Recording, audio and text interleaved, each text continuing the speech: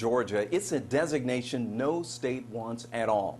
Researchers now say you're more likely to get COVID-19 in Georgia than any other state in the union.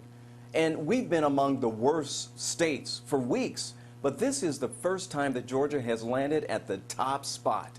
Tracy Amick-Pierre has a look at the counties with the highest risk.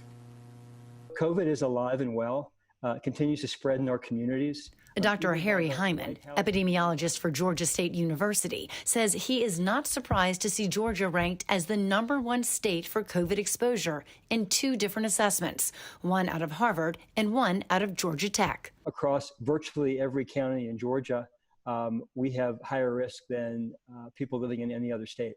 According to the Harvard Global Health Institute, Georgia leads the country in positive cases, with more than 25 cases per 100,000 people. Breaking it down by county, Hancock, Gilmer, Newton, Cherokee, Gwinnett, Polk, Clayton, and Bartow are considered counties at a tipping point, meaning medical resources are close to becoming overwhelmed. Forsyth, Paulding, Fulton, Cobb, and DeKalb are considered counties with an accelerated spread, with stay-at-home orders and/or rigorous test and trace programs advised. Another research study out of Georgia Tech uses a different model but comes to the same conclusion. This model even has a tool where you can pick a county, then pick a group size to calculate your risk of being exposed to COVID.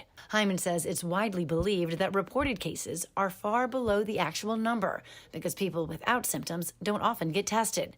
So this tool even has a place where you can multiply the reported number by 5 or 10 to get a more accurate risk level. Hyman says you have the highest risk for exposure in bars, nightclubs, and other venues where you're eating or drinking indoors. He says we as a state need to make some changes. There are clear steps that we need to take to improve our status, and at this point, we're not really taking them. Hyman cautions that now is not the time to become complacent. He says actions like social distancing and wearing proper masks are key right now.